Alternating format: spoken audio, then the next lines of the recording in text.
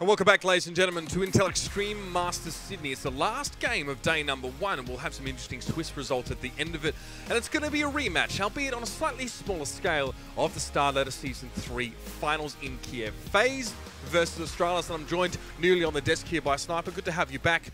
Gentlemen, what is it that makes the FaZe Astralis matchup so damn exciting?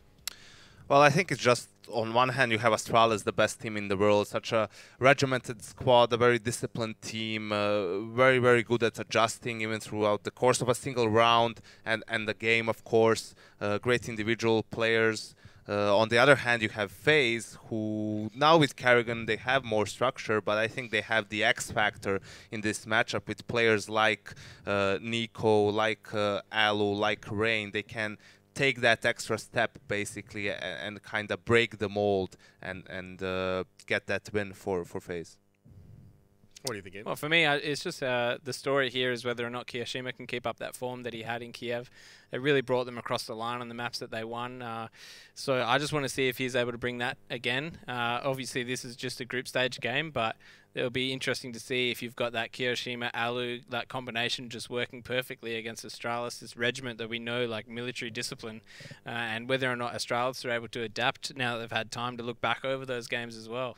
Let's tease that out a little bit more, because Kyo was always known as a player on FaZe who was more of a role player, was not supposed to be a superstar. We always said this was like a superstar lineup, and then Kyo joined. It was like, well, he's here to sort of do his job and play his role. But what is this spike in form from him, and how does that manifest it in game? What are we seeing from Kyo especially that's so impressive? I think it is from that position of a role player more than anything else. He just does a very good job at holding very, very important spots on different maps for FaZe. You know, difficult positions like Pit on Inferno, upper bomb site on Nuke, where he's not going to have much support all the time because players are going to rotate to other parts of the map. On the T side, it's mostly been him having a couple of good clutch rounds. Every now and then, he's a very intelligent player as well, has very good game sense. So whilst it's up to the other players to kind of create the initial opening, he's there at times to close out the round, basically. He's a bit like the Rock, like a Zipnik sort of figure for Astralis. Yeah. You know, he's just anchoring the sites, and he's getting those 1 or 2 frags every single time, and it's making a big difference to their team. I remember speaking to him in Katowice last year. I think it was a qualifiers for ESL1 Cologne, and he just said he's not too bothered with the label. You know, I think he had the label the problem at the time. I think before he moved over, of course, but he seems satisfied with that one. But let's talk about the last match between these two guys now, because online and offline, they've won 5 each against each other in the last 10 matches, so pretty even. But in Kiev, a different story. This is where FaZe got over the line against Astralis. Talked about Kiev being a factor. But one map in particular that was quite interesting was Nuke. 16-6 in favour of FaZe there. Quite decisive, given the rest of the maps were so close. Yeah, and that was after a very close map 1 where FaZe was also, you know, pretty frustrated in the way they lost a number of rounds because of silly mistakes that they made kind of through that map to an extent. And I personally thought after a loss like that, I didn't think they would be able to bounce back on Nuke, but they proved me wrong. They had such a dominant performance, and then Inferno was just a slugfest pretty much. Well, we've got the veto coming up in just a second here, gentlemen, now as well. It's kind of known between these two teams that neither really want to play Cobblestone. Just not a map that they really like playing. We often quite see them play that similar pool of maps here. Aside of that, anything we expect to see here? I think the thing is how Astralis vetoes first. I think we might see Cobble because FaZe won't ban it, and with these 2 bans, Astralis, if they gamble and don't veto Cobble, we will see it. So Nuke is out. Here we go. Well, will they ban? Nope. So I think we're going to play Cobble. Why are you banning Mirage here if you're Astralis? Because you are playing the game of chicken in the veto. Both of these teams, their primary veto is Cobble. Like, they don't play that map at all. Astralis played it maybe 3 or 4 times in the very beginning, and then they stopped. I think they tried it against North and lost. Yeah, which is not a good team to try it against, to be fair. But yeah, so they were gambling on the fact that FaZe never played the map with this lineup, even or before Nico joined. So ever since Kerrigan joined, I think they haven't played it, maybe once or twice in the very beginning. But yeah, they were gambling on that fact, and FaZe actually prepared for Astralis, specifically for Astralis on Cobble. So they, like, coming into the tournament, knew that they were going to face them. Obviously, Cobble is going to be a big contesting points, Sure. so they just practice the map for Astralis. Okay, that's pretty interesting. It's a map we don't have a lot of data on as well between these two. Now, we're going to jump into game, gentlemen, so we'll get some more of your thoughts maybe after the piece. It is going to be FaZe up against Astralis. Cobblestone, an interesting map between these two, and what a way to finish off the day. It's going to be Lauren and Moses. We'll call it Manzi. Solid. Thank you. It's not bad. I prefer Poober when I'm with Mitch. I feel it summarizes half of our cast at least. Poober. Yeah. Yeah, that's not bad either. But There's a lot of places you could go with that one, aside isn't from there? all of Yeah, this, you've like, been very excited. Get into the I'm excitement so thing. excited, just purely because, okay, we know that FaZe are prepared for this, but I've had a chat before with Astralis. Now, this is a long time ago. Well, not that long. But they said that they're aware that they could be baited into this map. And if they get to it, they are ready. Now, I don't know what that might entail. I didn't go into details about it.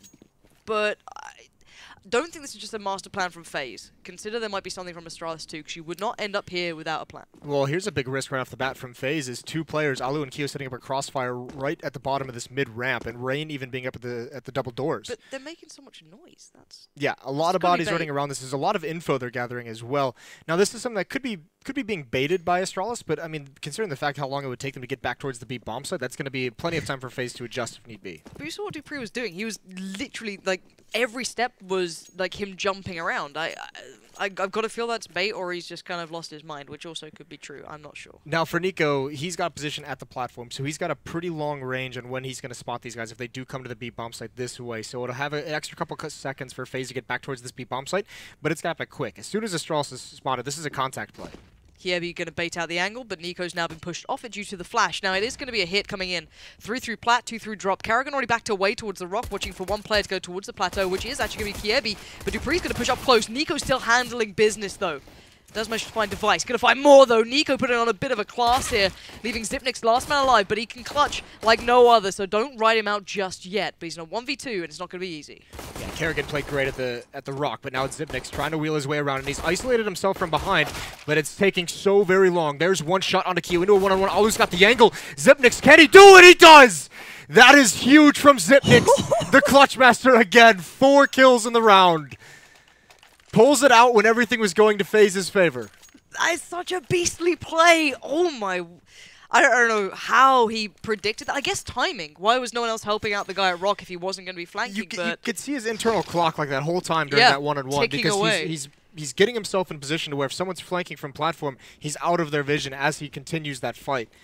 But still, just so impressive the presence of mind to do that and to just win all of that. I mean, that was a 1-on-2. He had gotten a kill from a 1-on-3. It's kind of insane how good he is at those clutch moments. Rain, though, gets the info. There's a player up on long. Gonna have to fall away from this. One benefit of the Deagle, though, you get to do that. Take a shot, fall back, take a shot, fall back. So these guys, we know what they can do with these Deagles. Don't write him off. Now, the reason I'm so excited is just purely the mind games are so beautiful on this map. And it's going to be throughout this entire game. We might see small bits of it coming into play or none at all, but they're certainly there. Now, Astralis again going to take over early control towards A. Now they showed presence before here, and they've kind of shown it again. You heard Rain taking that shot, so they know that there might be players by A. So I'm curious to see how they take this. Plenty of mollies still left, so they can do a nice little late hit if they fancy it. Alu going to be peeking up and down towards the middle, and Nico again pushed off the angle. Funny, but he's not going to back away fully this time. Goes back in again, maybe for more. Yeah, he's still got plenty of range of that Deagle to go for it, and obviously the confidence. It's the same flashbang Astralis using the pistol round to force him away as well. Now the Molotov is going to force the re-peeks back, so it's also a denial of information. Still, though, FaZe knows they just have to kind of gamble on this, so trusting in his Deagle, trusting in Karrigan as well with the CZ, they still have 3 players once again towards this A bomb site. And there's the opening kill, Keo. The bomb just trickles down from the dead body, and now Astralis has got to push forward. Yeah, and there's already 3 players on the site. Pretty nicely positioned, too. They know they can land these shots. They're FaZe. Kievi going to use that molly, though, trying to clear out some of these corners now, make their way through towards that APC, and actually they're clearing up pretty well. Between Dupree and Zipnik's, they get the important kills, but there's still one man on the site, but Kievi's going to push for him instantly. Nico, he's a danger man. He's got the Deagle. But can he cause any deaths? Yes, 1 comes in. Now 2 more to follow. 1 on the site, 1 by long, but unable to allow to be played out there to the way that Nico would have wanted it. Dupree closes it down. So 2-0 to Astralis, but these rounds, you can see how close they are, how thought out they are. That round was a perfect highlight of what the SMGs really do allow you to do, which doesn't get talked about enough. It's the amount of utility you can buy in those second rounds when you have the SMGs. All the Molotovs that Astralis was able to use, I mean, that was treated like a gun round. They executed that perfectly. Molotovs in the choke points, smokes in the choke points as they moved on to the bomb site. And there's really, I mean, FaZe, they have all the pistols in the world, all the Deagles, and no matter how good of a player you are in that, You know, you're forced into taking fights at times you don't want to. The Molotov's forcing you into the open. They just fed the UMP as well. Nice bit of money being built up there, but for FaZe, just trying to do anything they can. They're on a pretty clean round. It's only Nico who's got a deagle by him, so everyone else just on that USPS. No utility, nothing more. Just trying to get out of the way and ideally not give the player who has the SMG the money, but it is what it is. Now, Nico can still do damage, but Alu may not be in the position to do as much. We'll see what they can work out here. Nico just going to be played it. There we go. Nico finds Cbble. And Nico finds another. Of course he does. Why wouldn't you? You're Nico. And now maybe frustration starts to hit if you're Astralis. Maybe a little bit... you know, pull yourself back in line. Because Alu's got himself a gun. No armor, though. That's another problem. But they are going to be getting this rotate right. Yeah, the race is on as well. I mean, FaZe not wasting any time over at that A bomb site. There's a chance for Nico. They've got to be so worried about this deagle. There's a Molotov, though, and one player from drop. There's just not enough eyeballs on the FaZe side to really watch everything they absolutely had to. Nice effort from Nico and the rest of FaZe, but it's going to be a quick 3-0 for Astralis. The M4s are out now, UMP onto Kerrigan as well. God, the UMP is such a lovely gun. I love it. Takes you back to your COD days. The shame just comes flooding over me. But this is actually one of the maps as well that you've got to keep eyes on Device, because he's found this map incredibly hard, even in the past, especially on the CT side. We're known for his kind of versatility, his aggression, he likes to use it. This map does not lend handily to that. So it'd be interesting to see how well he plays into it. Just mentally approaching this is going to be tough for him. Again, this doesn't sit well with either side, but you've got to feel individually FaZe such power within this lineup that they can kind of just dominate through that. But at the moment, it seems that we are going to be seeing... We're going toe-to-toe so far. 3-0 for Astralis, but this is the gun round. This is where things get important. This is where the mind games really begin, where everything gets amplified just that little bit more. Well, the counter Molotov from, it looked like Keo is going to prevent any progression from Astralis towards that B platform. 4 players huddled up here. Kerrigan with UMP playing in the drop zone, playing a little bit outside of it. Plenty of confidence from FaZe and Nico, obviously, here. Device waiting for that smoke to fade. Great timing from Nico, but there goes Alu over towards the bomb site in the danger stairs. The Molotov burns him alive, and Device picks off Nico. Good find from Device. Yeah, really well done. Patient as well on approach. Now, actually, all the utility's almost gone from FaZe, so this is going to be pretty hard to handle if they actually go for this hit. I mean, this is just so suffocating. I mean, as FaZe Clan, I mean, when they buy into this because they invested in the second round, they don't have the utility to bring forward into the post-minute of this round. That's where the picks are coming out. Once the smokes fade, there's no ability for FaZe to kind of refresh them, and Astralis just has whatever they want. Now, Kerrigan could be a swing factor, though. He's in such a dangerous position with such little time left. If they mess up, things could go wrong. But Dupree might be watching this. I'm not sure if... Yeah, he is now. He's at least aware of it. And now Device can swing out as well, try and find an angle. But Dupree handles it. But Rain does win over by Ace. He can rotate, but it's already gone. That site is under wraps by Astralis. Bomb's going to go down. I don't know how much Rain's going to be able to achieve here. I'm not even sure why I don't know why he's coming this over, close. Yeah, he could have easily backed away towards long, maybe found some safety elsewhere. And now, that angle's a little bit sweaty, Xyp9x, but alright, he's going to get the kill anyway. So, the point I was making earlier about this whole like mind game between these two is that FaZe came into this with clearly a plan in mind as to how they want to do this, and they felt that maybe they could get Astralis to this map, maybe, or the veto process.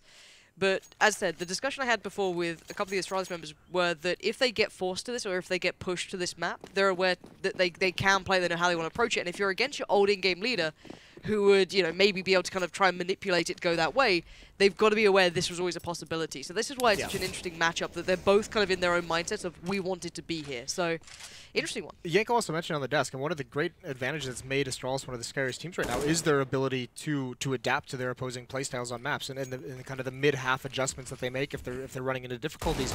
Probably won't see a whole lot of that on Cbble just because it's not a map they're very experienced on. They're probably not going to have a lot of adaptations to make. So it does kind of take away one of their advantages, but at the moment they haven't even been tested in that regard. FaZe haven't been able to put up a fight. It's only been one gun round, still very, very early on. But that might just be something to keep our eyes on as we move deeper into this match. And as well, Astralis aren't really a team that's known for the double AWPing either. I know it may not be favorable with the analysis, you know, throughout CSGO, but a lot of teams like to run it on the CT side. It's something that Astralis don't necessarily boast to the same level as other teams. They don't have it necessarily in their back pocket. I know they're wanting to work on it in the future, but it's certainly not there right now against the likes of FaZe, who have very capable AWPers. You can look down that lineup and see 3 that stand out to you quite handily. But anyway, back into this round, we're down to, again, quite a limited amount of time, so these pistols start to become a little bit worrying, a little bit deadly. We're seeing the split through drop. A little bit of vulnerability here. Only one player's in there, but it is Xyp9x, a bit of a pillar of, I guess, stability, but he's got to be careful. Alu's on the other side with that P250, and that bomb is heading all the way over towards A. Yeah, and I think FaZe is just out of this. They don't have any ability to rotate over. Xyp9x has complete control of drop zone. He can cut all of this off. He can hear it coming. It's all on Alu. And I don't think he realizes exactly how close they are. He's out in the open. He's at the APC. KRB knows exactly where he is. Easy kill. Kio's here now. But he can't stop the bomb from getting into the site. Xyp9x still doing work in drop zone, cutting the map in half. And this should be an Astralis round from here, and it is. Yeah, where is Nico? Never quite made it past Xyp9x at that point. Bit of a shame. You always want to give Nico that shot with the deagle, don't you? You want to see what, like, how much can he do, because he's just one of those players that can go off with it. It's just like, give him the chance, and with Xyp9x going down, it kind of cuts out the knees. This is going to be super interesting. FaZe has to be very, very careful how they play the start of these rounds. They cannot give up a whole lot of picks because Astralis is playing the middle portions of the round very, very patiently and very cautiously. And they're letting FaZe make the mistakes, letting them make the moves to find the information or to kind of see where they're playing at. And FaZe has been playing right into it. Now, yeah, like I mentioned, it's only been one gun run. It's been mostly pistols. But, I mean, if they're going to get picked off, then they're going to be lured, and they have to make those information plays. And here's a little bit of a switch-up. Second gun run we're going to see is a double op. Nico and Alu bringing it out. So you know that Karrigan picks it up whenever they play on Mirage. This is something that I don't know if we're going to see Astralis able to do on the CT side, but this is going to be important. I imagine Karrigan's not picking up because he's playing drop one, and then also as the player who also wants to swing and rotate over. Alu can't get that flick, and he's taking some damage to the door, taking a lot of damage. He does respond onto Glaive, but 7 HP on Alu is going to force him to be extremely passive. And some of the most impactful we've seen Alu recently has been a little bit more aggression. Now they're going to hear both of these orbs going off, so they know there's double op in play now if they're communicating right, but does this change anything for Astralis? Do they switch up how they're going to hit this? The flash comes out again, quite consistent, but Nico's not moving. Nico has no idea Dupree's there. Did he cross when he didn't? Yeah, he's being way too out in the open, so he had no concept of that. Some spam going out on top of the box. Both Alpers brought so low through smoke and through a wall as well. That's a little bit tough. Now look at that bomb as well. That's going on that slow play around towards A. There are still two players here for FaZe. They haven't been pulled in either direction. Now the flash on Lung might almost encourage FaZe to stick around. I'm not too sure how they're going to read into this one. It's kind of split all over the place. You still have a player in drop, probably Xyp9x. He just likes to sit there and he'll kind of be almost the rotate piece. He'll kind of be the rotate marker to allow him to kind of flank around him. But again, bomb's heading back over. They're really not committing to either side until his last couple of seconds. They've pulled a lot of the utility away. There is still two mollies, though, left up here. And now Kio's going to be forced out. Beautiful hit and run from Kio, though. Going to find Dupree and just kind of get away scot-free with that. Molly goes down as well, buys a bit of time. Glaive's burning alive. There's nothing to be done about it. Karrigan as well. All right, that wasn't great, but the rest was good. Holds on towards drop. And they're keeping 5 alive here. Yeah, they're going to have to bail out of this round. So Device and KRB just going to keep those weapons. They're going to save very, very good defense from the FaZe side of things, and that's the first round they've had where they've had all the utility they can want. They have all the Molotovs, they have all the smokes, and they don't have to get any kind of have any kind of aggression when their nades run out. So good timings on the Molotovs and the smokes. They're going to get their first round, and more importantly, with a double op setup, the kind of money that requires keeping all 5 alive, keeping both ops in their hands into the next round, not having to respend any money except on the utility. So important as well. It's got to be a nice little bit of a breath of fresh air here as well for FaZe after going 5 in a row down. Not good, but there's your window of opportunity. There's your all right, guys. It's the rounds that are important. Don't worry. Finally got that big buy that we needed. We're set. We started to get our heads back into the game. And that double orb didn't really see too much of it, I guess. I love that hit from Kio. That was beautiful. Going back up on towards Plateau so late, but Dupree working his way through towards Plat. Not too quickly though. He's going to fall back off. That doesn't commit through the smokes and anything else. But you can see Kievi here very patiently holding towards long range, going to do the same thing. But I'm curious to see how Astralis switch things up. Already losing out. Nico there, going to find Dupree. Can you imagine that was probably towards Plat? Or that was was a boost in a drop zone. Yep, so they find Dupree, and that's great. Yeah, and there's Alu as well. Now all the double ops starting to warm up. This time you can see neither of the oppers are taking too much damage. And again, I think Alu misses that. I think actually Glaive jumps over his crosshair. That could be massive. If Glaive tells his team, I mean, he obviously doesn't know there's 2 players over in A halls, but he's going to find that out pretty soon, and it's all up to the rest of his team to be patient. How much of a pain can he be? Can we just watch Glaive really quick? Yeah, I just want to see how much, where he's going to go on this. So this is where Xyp9x is just going to grab the bomb and head back towards. But Rain might just see Kirby, yeah. This could be the next and that's just unfortunate. I don't know if Rain was already rotating, or maybe they had an idea of that. If they maybe heard a step or just something out of place, but timing just doesn't work out for them. Now they're out of options, now the players to put into play. I think that. Yeah, I'm not quite sure why he was walking that whole way. Just maybe very aware of the situation, maybe realizing it's a possibility. Yeah. Either way, that could have been something interesting. That could have been the play that got him back into the round. You can see the bomb on KRB was about to wrap all the way back around to the B bomb site, and the backstab would have been huge. 3 kills on the op so far, but Xyp9x doing some damage, taking the second op away from Alu, and actually that smoke actually pins Kerrigan to the ground and almost takes him out. He's going to be able to salvage the AWP, so expensive weapon brought into the next round. Still another buy on the Astralis side of things. They're able to sustain through some of these losses. This might be the last chance they have, though. Now, again, they didn't seem to have that kind of plan in mind to get it past those double orbs. You saw Nico get the frag, then Alu, so... Again, something's going to have to change here for Astralis to get away with it. A little bit unfortunate, I guess, the fact that you die to the boost coming out from Nico is a bit different, but maybe a quicker pace, maybe something different to it, and this might be it. Maybe a little bit faster hitting towards B. Loads of flashes pouring them through, but Alu's up for the challenge. Perfect counter flash. Xyp9x gets shredded, and that is just gutting if you're Astralis. Yeah, he wanted to go for more as well, but he missed the jump. Kerrigan now. Kirby's not even prepared for it whatsoever. Continuing the spray. 8 bullets left. Can't find it. His teammates coming in to bail him out. That's Nico. Not exactly the most advisable position to be in. Glaive dropping down, going to try and wrap again. Smoke comes out and he's ready for the peak, but Kerrigan ducks underneath it. 2 kills, 2 huge kills. How does Kerrigan survive with that low HP? I don't know, and I don't think Astralis do either. Probably shaking their heads at that one, but he saved that round after Nico kind of just fed himself in, desperate to help his teammate out. That was a bit much, wasn't it? It was just like, okay, Nico, look, we know you're good. We know you hit those, but... He saw Fallen earlier and he's like, I'll take that. Sorry, what was that voice? You almost did the... I almost did go there, didn't I? I'd have loved it, but it wasn't to be. But Astralis have hit the brick wall, and this is what you were theorizing earlier. Maybe they don't have that depth here. And this is such an interesting factor as well, because if FaZe now get the upper hand in this map, I'm curious how the map veto process then goes into the future. Bear in mind, this is still group stage, right? This is still very early in the tournament. We also saw these two teams float Cbble for the first round of bans in the grand final series in Kiev for Starladder.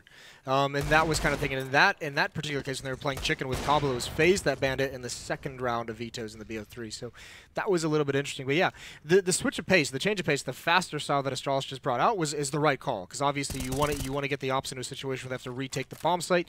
You want to hope maybe they catch an unlucky flashbang and can't get comfortable, but Alu just kind of negates it. Has the good spawn, goes for that broken wall jump, nails the shot. So yeah, now it comes to be, what does Astralis do next? So I was kind of hoping we were going to see that faster rate hit that we've seen a couple of teams starting to pick up these days. It's I guess because we've seen North and SK so far, who aren't exactly favourable to it, you don't get to see it as much, but a lot of the other teams really do like it. You can see that Alu's trying to be baited here. Dupree's trying to bait out the shot and allows Xyp9x to swing on it, but it's not going to be happening too soon. They're all doing this without the full knowledge of him being there just yet, but still, I'd like to see them try and play that into this, but right now it seems to not be the case. But taking their time here, down to 36 seconds. FaZe falling back to a little bit more of a passive stance on the site. Rain now going to be playing back to the wall CS, but you know, he's still got an advantage until he loses his head. And what? Device found Alu as well? Site's looking a little bit vulnerable, but Kerrigan is here to save the day, it seems. And no guns really recovered from the Astralis side, so they just need to land these shots, and oh my god, they are. Xyp9x as well gets the gun. This is becoming a problem. Yeah, this is already a problem. This is now, how do you get back into this? Xyp9x not prepared for that peek, and look like they're going to get back into it. Glaive in a one-on-one, but Keo with the headshot. Big clutch play from him. Just the smallest little mistake against the Deagles, and that round gets turned on its head. I do not know how they almost got back into that. Stunning shots from Dupree and Device. Yeah, really well done.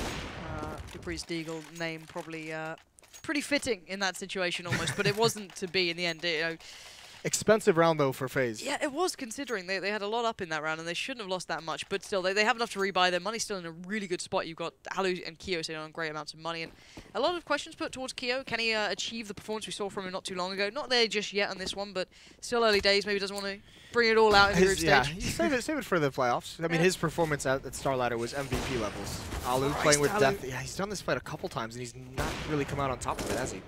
No, and this time he doesn't tag up Glaive either. But there's damage being made up elsewhere. Dupree and Xyp9x just got a complete face full of damage, but... And who's this still playing up close? It's Rain still up close at long. They've actually got the double stack on long. This is maybe the counter. They maybe come up with a plan that, oh, they're going to try and make quick play towards A, try and exploit long, and now they stacked it out, and it's burning alive. Rain goes down, but there's still another player there, and it's Keo, and that was a surprise factor. They weren't aware that he was going to be sat there. A nice movement from Glaive, but Alu doesn't care. He's just going to sit there and be like, all right, yeah, walk into my crosshair. I absolutely love it. No more to be found, though. Xyp9x left in the 1v3. Keo's pushing around behind him as well. Nice headshot.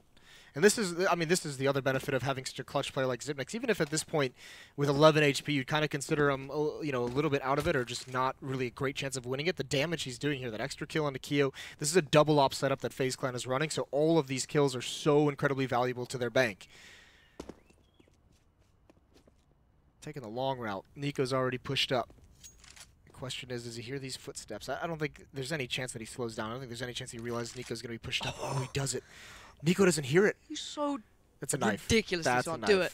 That's a knife. Maybe not. I love this. He can get so far ahead. Nico has no idea. There it is. So now he's got a quicker run as well. Karrigan's going to be late on this, but he knows that Karrigan's going to be hedging the bet over by A probably. He's going to look for the fight. Oh! Xyp9x! Oh, how has he done that? Jesus Christ. He's such a... I'm sorry, but what a god tip. Like, he doesn't win it out, but the theory, again, was right. Imagine him with 10 more HP, 20 more HP, a little bit more. So smart, so integral to almost having that work out. But in the end, Karrigan saved the day. Again, Karrigan's been a very big factor, actually. A name that doesn't often come up necessarily in line with the others on this time. They've got a lot of superstars there to outweigh his name, but the value of what he's bringing has been essential. Yeah, I mean, he's been a huge impact player for this team, and obviously, I mean, this was a team that wasn't even on the international radar until he joins the roster, and the difference was pretty much immediately. They were considered like a team that was going to become contenders. Even Nico in that round is just saying, where the hell did you come from? It's the fact he walked when he got to T-Spawn. That was the big thing. It's like, who predicts that? Or who, like, you might be able to predict it with like hindsight and everyone else and just like, oh no, that happens all the time. But like, who sits there and goes, nah, better just walk right now, just in case. It's just like, great mind. Well, all AKs, and yeah, I mean, here's some of the damage that's been dealt. It's not a double op setup anymore. Now, whether that's strategic for FaZe to say, let's switch things up, let's give him a different look, maybe lure him into the sense they're going against a double op setup. Rain peeks out, and the tough part is he can't fall back. He's got to smoke himself off, and there's a little bit of gap on the left side. Gets the pre down very low, but KRB spraying right through it. Picked up the pace, and it's paying dividends now for Astralis. 3 quick kills. Nico's here, but he's got so much work to do. Yeah, Karrigan even was very, very quick on the rotate there, but it is down to Nico, who's found one, but he gets so much damage dealt towards him from Device, and eventually does fall to his name. Now it's just Keo. And again, showing your hand early on is never going to give you good favor in these situations. Trying to isolate Device, and it's not working out for him, but somehow still alive, which is the more curious factor here. It's just so smart of Astralis the way they're getting all these kills. They've been contested the whole way. Even finding 4 kills, they're not pressuring the bomb site just yet. They're all playing patiently in spots where it's going to be very difficult shots to hit, waiting to find out where that final last player of FaZe is before they kind of commit anywhere. That's really, really good stuff, and FaZe obviously not prepared for that level of speed. Still, though, one op is going to be out in the hands of Alu. He's got no armor, 2 UMPs, a CZ on Karrigan, and the M4 on Keo. On the other side of things, I think Astralis might think this is going to be, you know, a half buy or a save of some sort. They got 2 UMPs themselves. This might be a fast hit as well. They did the hit towards A. Now they're going to switch up and go B as quickly as they can. Dupree had a good spawn. A little bit late on the smoke there from Glaive, but maybe normally third man in puts it down. But right now they have some control, and they know where Keo is on the site, and he's very low on HP. Smothering him in the end. They do manage to take him over, but it's Nico again doing so much damage. Gets away with 3 kills. I'm not sure how, but he does. And Alu and Rain, the 2 A players, going to have to play back into this one. Yeah, the question, the Alu with the AWP is the huge weapon that they need to find out where exactly it is. Flashbangs coming out. No real aggression from anyone. The Molotov, I don't think it's going to reach Nico. Alu's taking his time getting in. Oh, my God. Look at Rain, though. Right around the corner, Device playing it so patiently. The bomb has been picked up. It's being planted now. That's when Rain takes his advantage. Oh my God, Device misses the shot. That opens everything up. Now against an AWP as well. This gets so difficult for Device. He had 1 shot to hit then, and he just missed it, as you highlighted. And this one might have just become a little impossible, I almost feel. You've got to assume that if Alu and Rain don't make just a straight-up mistake, this is theirs to win. Now, I guess they can almost see the bomb. Yeah, they definitely can. So it's just trying to add doubt. Device hits the brakes to maybe make them think. Put that just a little seed of doubt into their mind to make a peek, make a play, and he would punish it. But right now that's not to be the case. FaZe are playing patiently, playing smart. Looks for the fight on Alu. Gets 1 shot free. The second not so much so. Rain's going to swing on it. They're both by the rock though. Ooh, that got a little bit worrying then, but Alu controls it. A good game from him as well so far. Yeah, very nice peek. Recovering nicely. Misses a shot, a couple shots earlier, but nails that last one at the end when it matters. But it all does come down towards Device. Just that one. He wasn't prepared for Rain to come that fast, swinging out that wide to kill the planner. I thought Rain was going to take that one-on-one with Device up to the left, but fools us both. UMP and Device and Dupree. A little bit of a, I mean, they're forced buy into this one, and this is still, pace is so much quicker. They're having success with it. It's come down to clutches. Alu's close up. He legs, and there's Keo with a shotgun to save him, and Alu recovers as well, going for more. And how does Astralis attack this? Now that Keo, the shotgun is gone. Oh, he almost forgets about it. There it is, though. Kerrigan coming in now, down again into a 2-on-2. This is so scrappy. What is this round? I don't know what to say. Xyp9x down to 7 HP. If you're going to try and do damage to anyone when it gets towards a clutch situation or almost on the verge of one, I guess Xyp9x is probably the target that you kind of want. But there is still Glaive to try and tip the odds. Now, I'm not sure if they're fully aware where both these players are. They might be now, but I guess what can you do with a UMP and a Mag 7? We're going to find out pretty soon. And they're so paranoid of someone being behind them. I mean, this is the benefit of all of Astralis just slowing down the gameplay in these kind of situations repeatedly. Glaive going to inch closer to Kerrigan. It's all down to timing, and that's a good win. Almost ran out of bullets as well. Only got 4 left. There's the UMP, and Xyp9x still on platform. That's going to be frustrating with that kind of weaponry and that kind of equipment as well. I mean, that's just the shotgun on the UMP. You just feel like you can't make any kind of aggressive play at that range. You're just stuck hoping that someone plays in towards you. Now, Dupree's got a Mac 10. Does he have a front spawn for something? They're able to buy something. Okay. Well, it's a... I'm just not going to doubt it, you know what I mean? So, at the moment, FaZe do have that shoddy buy-up. They've kind of bought as much as they can. Well, not everything they can, but a decent amount here at this point. And yeah, he's going to go like full JW just without the shotgun. Mac 10 instead, straight through towards the window, and they've got full drop control. Device also winning out over by A is a huge benefit. And of course, they're winning against far lesser equipped players, but this is a very big switch up of pace. Yeah, I mean, that's the adjustment. We mentioned what was Astralis going to do if they ran into trouble, and eventually FaZe figured out their slow play, and with a double op setup, and Astralis just said, we're just going to go fast. Because at the very least, what we're doing is trading the kills as we get in, and we're not letting them survive with 4 or 5 players. You know, we're getting it down, we're bringing it into one-on-ones, doing damage, preventing the double ops from coming out. And that's been great for the second portion of this half. They've won 3 of the last 4 after a 5-round streak for FaZe. The problem is the money just seems to have not stabilized for FaZe. And again, they're going into the final round here. They do only have the CZs, 5-7s, and a Deagle or 2. It's pretty shoddy for them. And you've got to feel in a way they were in so much control with those double orbs for such a long time. This FaZe team is going to be one that lives and dies kind of by those force buys. It is going to kind of be that double-edged sword, so to speak, where they have so much confidence, and rightly so, that instead of saving last round and maybe having some UMPs, maybe having an M4 in this round, it's just 2 rounds with the Deagles, with the CZs, and 5-7s. Seen a lot of teams do that. You look at the French sides not too long ago, who you see again known for it. Yeah, it was you get the high risk, high reward, I guess, and then when it goes wrong, you're kind of left in a state. But at the moment, let's see what Astralis are up to. Again, for FaZe, they just have to kind of try and ready themselves to the best of their ability. They can't even play the same way they were before. Rain and Alu have to be way different in the way they're approaching this A-hold. And already, Xyp9x winning out towards drop, losing out on Kerrigan, your rotate man is going to make it harder. You're more isolated now. Alu next to full, easy pick up for Device, really. Leaves Rain very much alone here. And the B players have no information either. They're starting to push up, it seems. But yeah, how much are you going to do? You've got a CZ, Deagle, 5-7. Show me what you can do, FaZe. I want to see it. Rain going to turn the flash, come back around. Actually caught a lot of Astralis then, a little bit more maybe than they'd hoped, but Rain unable to land the shot there. Keo's on the very slow late flank around the back, which is good, but it might just be running out of time by that point. Yeah, it's got to be Nico hitting some stunning shots with this Deagle, and it's not going to happen. Ooh. All right. Shouldn't matter. Xyp9x watching it. This is going to be an easy kill for him. Xyp9x is like the most aware player. I swear to God, that man has just that pure brain for He's CS. a robot, isn't he? He is. Cyborg. He is a bit of the turret, you know what I mean? Just full on. Anyway, that has been a pretty impressive half, considering both of these teams aren't known for their Cbble game. We just got to see a great game from both sides. Both changing up, both switching up, and showing us new looks to what they want to bring on this map.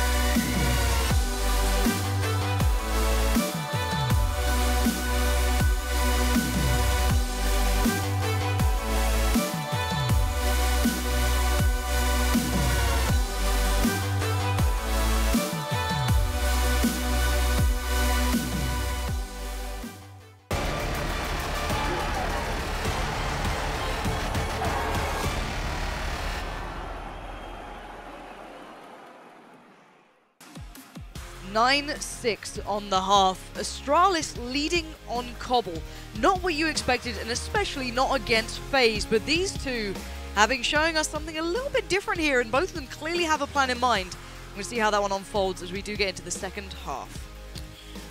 Yeah, this is going to be interesting to see FaZe's T side. I mean, and that's the thing, Astralis, we talked about it a lot in the pregame. The double up setup is something that we don't see out of them very, very often at all, no matter what map it is. So, going to be a different look defense that FaZe will have to go up against. And also already on the pistol round, big differences. No utility purchase. This is going to be an A-split, or attempted A-split. It doesn't look like it's going to work. 3 players in drop for Astralis. They clean out half the attack. And now there should be a quick rotate because you can see already the player, which was Glaive, spotted no one over by B-Long, and now they know everything. Alu and Nico are kind of screwed here. Like, well, what can you do? Xyp9x comes through, Nico gets completely destroyed, and Alu trying to fight anything he can, but, well, what are you going to do about that? That is like the typical pistol run. It's just like, what is the hardest place in the map to hold? We'll put 3 players there. Just stack it out, boys. Yeah, FaZe had no chance. That was just a blind counter from Astralis. That was perfect. No utility as well to turn him away. Xyp9x is having one hell of a game. 20-6 on him. He's just, it feels like one of those players when he does have the good games, it's not only like he frags well. Like, there's a lot of teams who can have like a player of a good game, but it may not change the outcome necessarily. If he has a good game, you feel he closes rounds. Yeah. No fast play from FaZe possible. I'm going to give time for Rain and Nico with these deagles. Find some kind of an opening for him, hopefully. They only have 1 smoke to work with, so if the deagles aren't successful, the options are severely limited. And if you're Astralis facing off against FaZe in this round, and you know they're going to be on the deagles, on the pistols, and the upgrades, you sit so passive. You give them up. You give up a little bit of work here. You give up drop. That's fine. Let them take that. We'll sit back because this happens.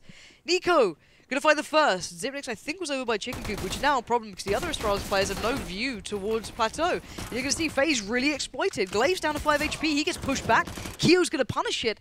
And now the 3 players left alive for FaZe are in such a dangerous position. Yeah, they really are. Device does find 1 kill. That helps out a lot. And there's Dupree onto Alu. So the danger's kind of gone away. Kyo can still make something happen. It just takes 1 lucky headshot. There's Kirby trying to push up. He's going to fall. Over-aggressive from him. Device stuck behind the rock, and Dupree is close up, but he's able to isolate some one-on-ones. Just can't land these shots. Passing back over. There's Dupree. Misses those. So it is closed out. But yeah, that 1 kill from Nico. Even looking at that, you're like, this is nice. They've got the 1M4, the ranged weapon in the chicken coop, far back on Xyp9x, and he'll be safe for a little bit, and it's just not the case.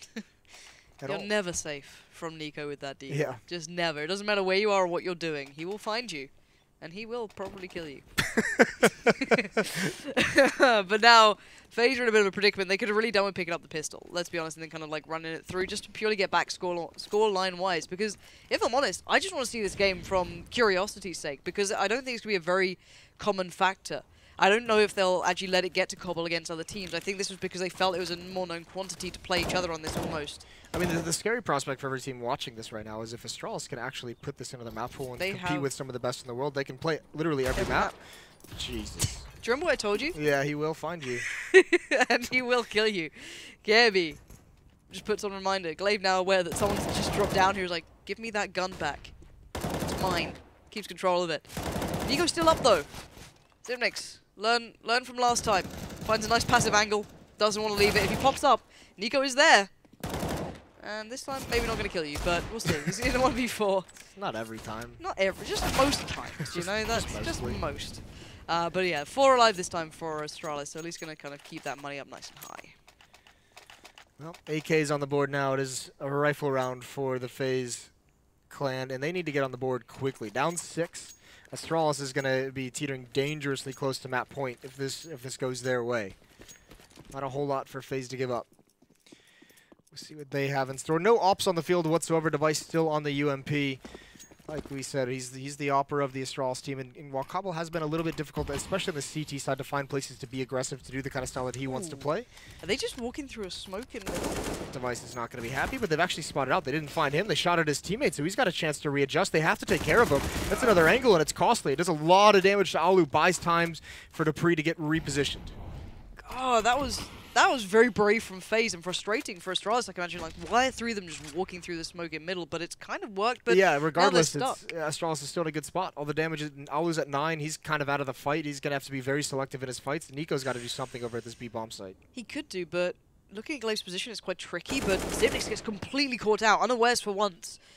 Maybe a little bit of a short circuit finally happening, and it does seem as though the frags are happening elsewhere. There's no clean escape here for FaZe. They're going to take some sort of fatality somewhere on the map, and at the moment, the two players left standing are in a tough spot. Really, really smart play from Glaive on the stairs. Just stayed hidden, didn't take the fight immediately with Nico, and just knew that he had Nico outplayed in terms of his positioning. So really good stuff from him, and that kind of ends the danger in this round. Rain, also known for clutching, but we haven't seen it recently. Been a little bit quiet in this game. He's going to find the first one on Dupree. An opportunity here. The smoke is going to go out into the double doors.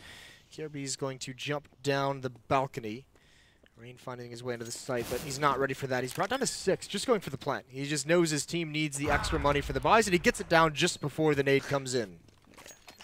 Yeah, you're right. I think someone posted a stat recently of like, I think it was Rain's headshot percentage or something ridiculous, like throughout the Pro League, or something he's done has been ridiculously off the charts. Yeah, like, I think it was like 75% or 76%. Throughout like his Pro League performances, which is just that's not bad. Nutty. So, yeah, we haven't seen that Rain though in a little while. I kind of miss that Rain. The kind of like low-key hero of FaZe. Yeah, they're very like quiet. Yeah. So I know a lot of people rate him as like one of the best players, like the most well-rounded player out there. Like players rate him as like a well-rounded person. When FaZe was like really struggling, even when they're back on Kingwin, and they weren't like the world contending team, he was like very consistent in terms of his performance. One of the few consistent players they had, and obviously a very clutch player as well. Nico is going to get in front of this Molotov, but he's going to choose to run back into it. Just wants 37 HP very specifically. He's playing with a handicap.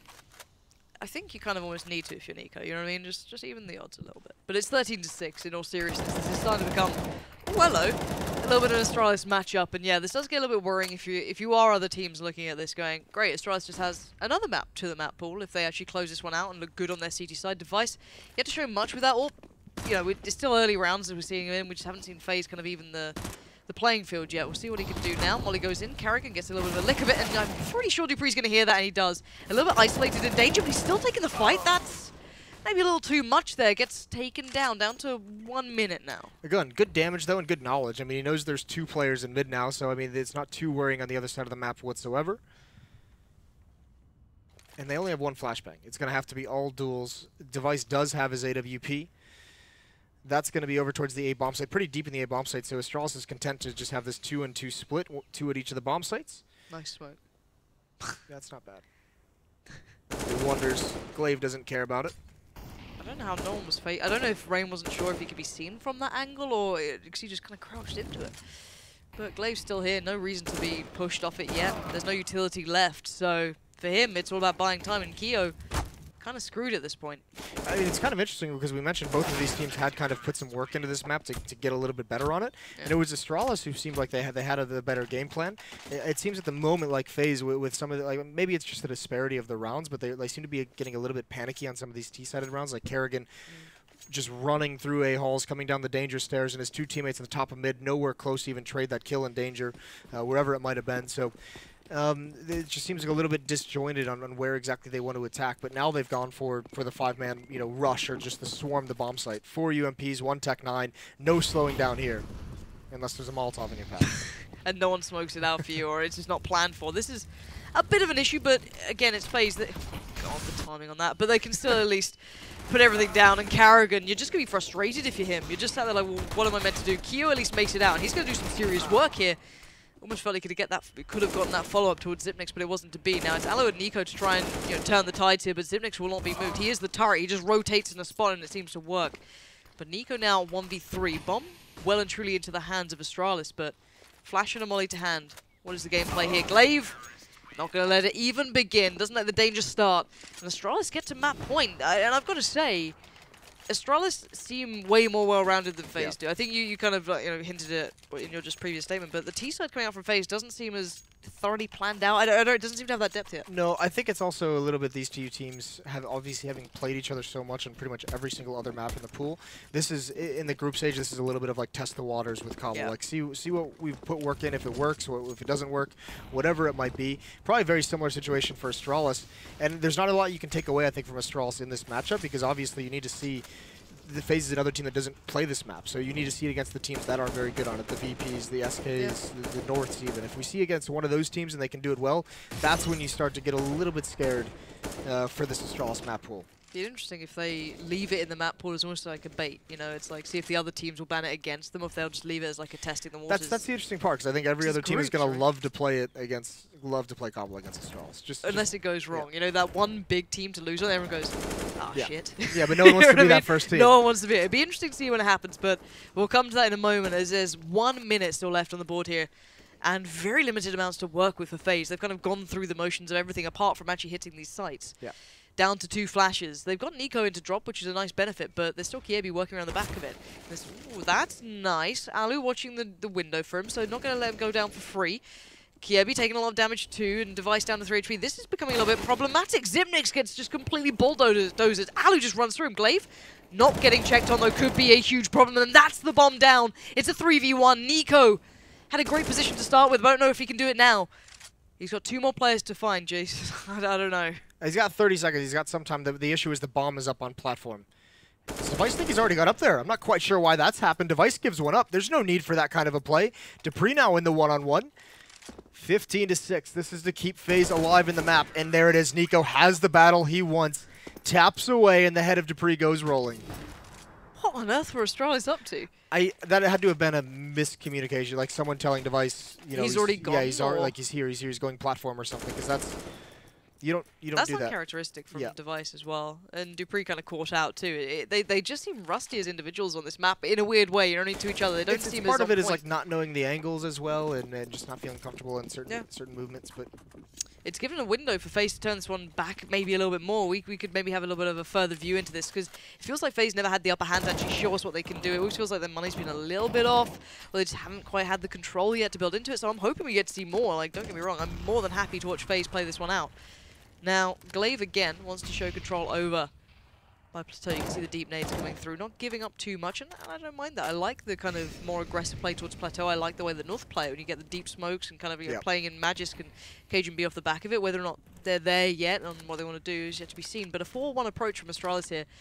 And FaZe do have players watching on the stairwell, so they're going to come through. This causes a problem now. dupreeh's pretty deep over towards this these A halls. He's actually pushing all the way forward. They're going to trade spots out here. So Alu taking some shots towards platform. Xyp9x is in a really, really tough angle for them to clear. This is a really weird round, and the bomb's still not picked up yet, so no one can commit too far. Wait. This is very strange. Where's Nico? Well, dupreeh's about to find a kill on a Kerrigan. He's about to clear out the Okay, A-halls. Nico's not dropped yet. Yep. Right. So there's one big find for Astralis. So information, and unfortunately, Rain had just chosen that moment to bail away. They're running out of utility. He's going to be back towards the bomb, so there's 4 people here, and there's Devices all. That's a clean shot onto Alu. Glaive has been a menace at this staircase. Yeah, he really has been. Whether it be buying time or kills, it's all been working out well. And if they line up, there's going to be problems afoot. Glaive gives away the position, does get overrun in the end, but traded out well. And Xyp9x wants to close it down, and he does.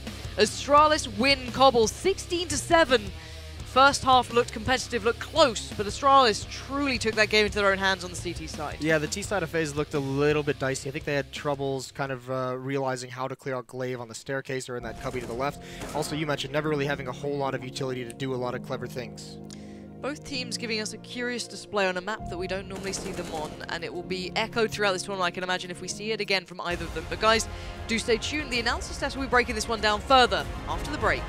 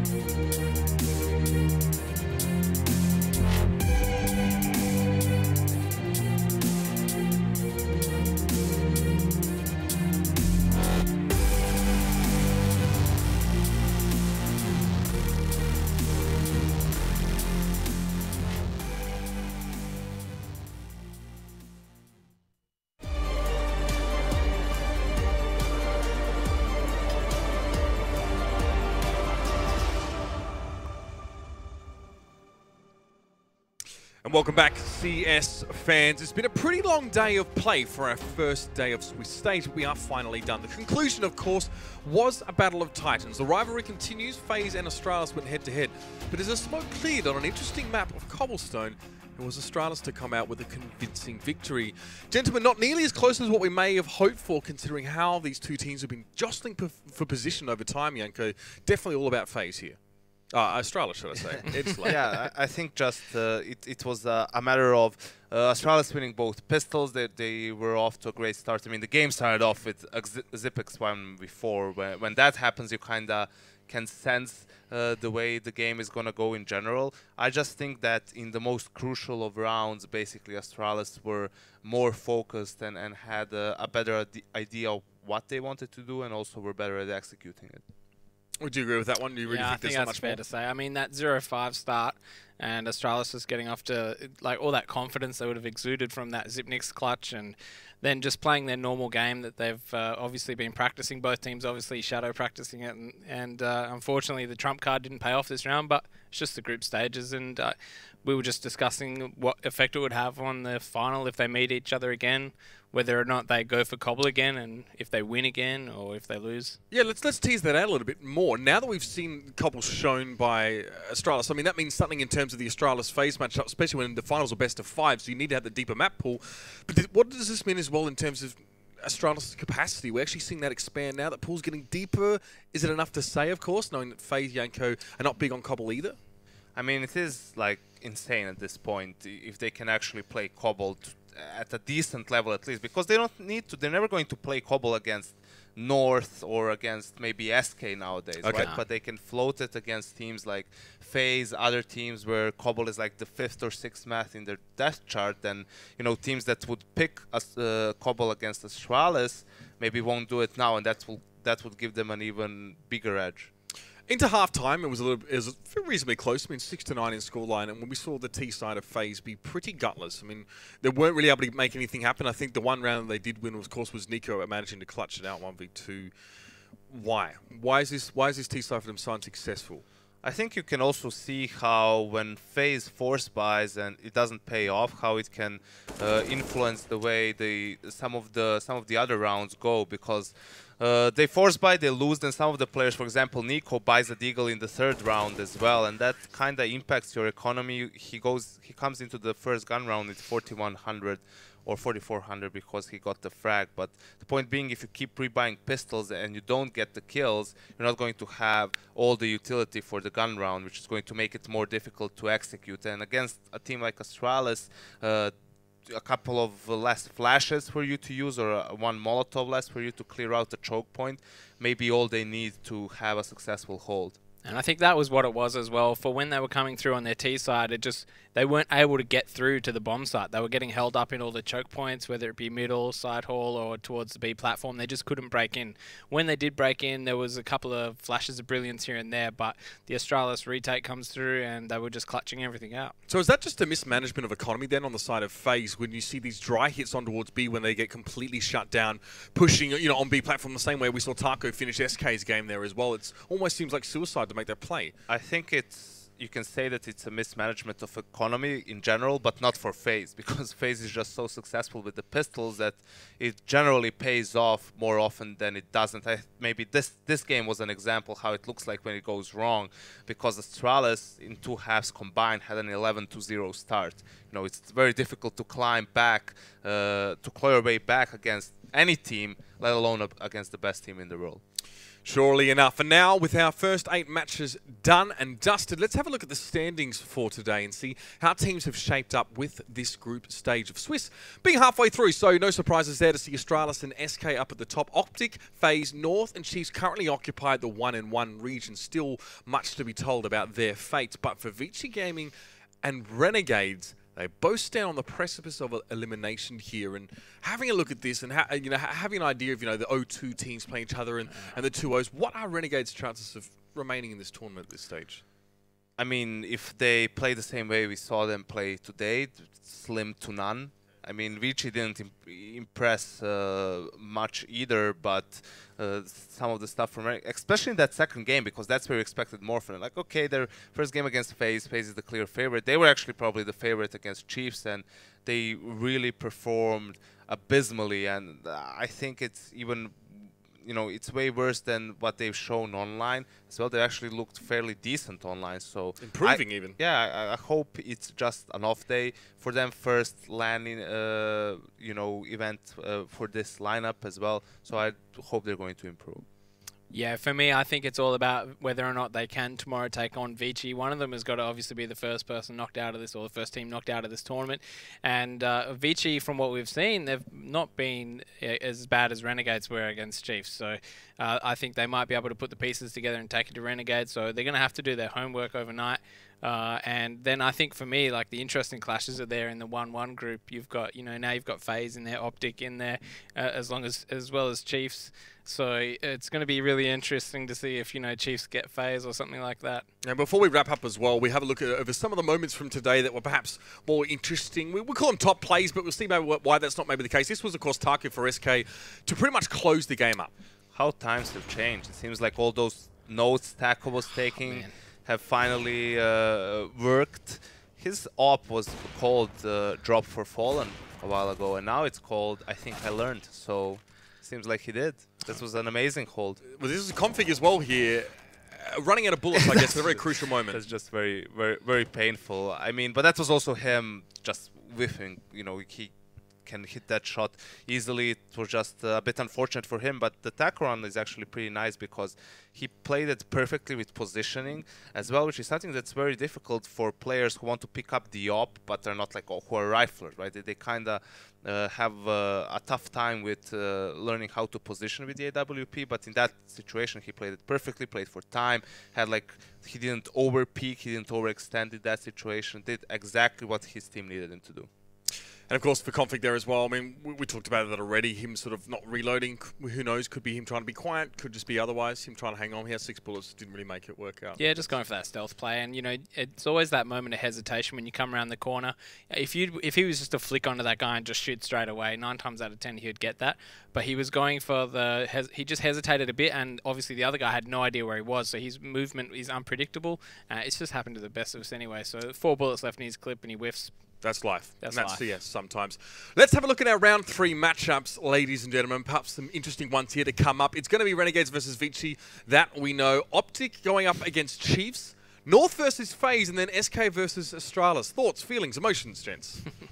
I mean, it's very interesting that you get North versus FaZe and Optic versus Chiefs. Obviously, those are the 4 teams who had a 1-1 score, so we get the 2 favorites bumping heads early on, and we also get Optic versus Chiefs. One of those teams is going to be 1 map away from making the playoffs, potentially. Of course, it could mean either North or FaZe go 1 and 2.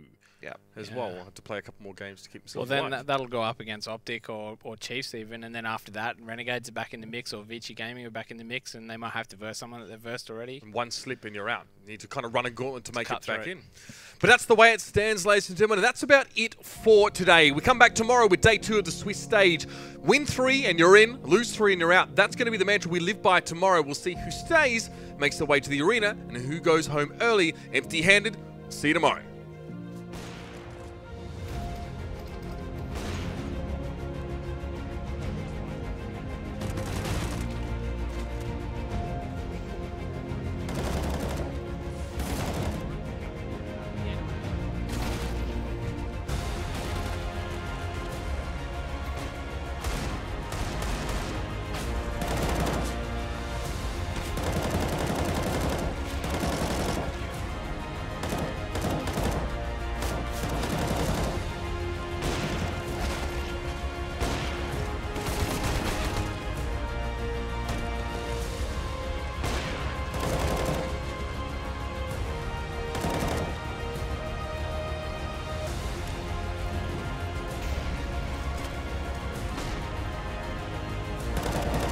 Any second, and there it is for the goose egg is out still after the entire first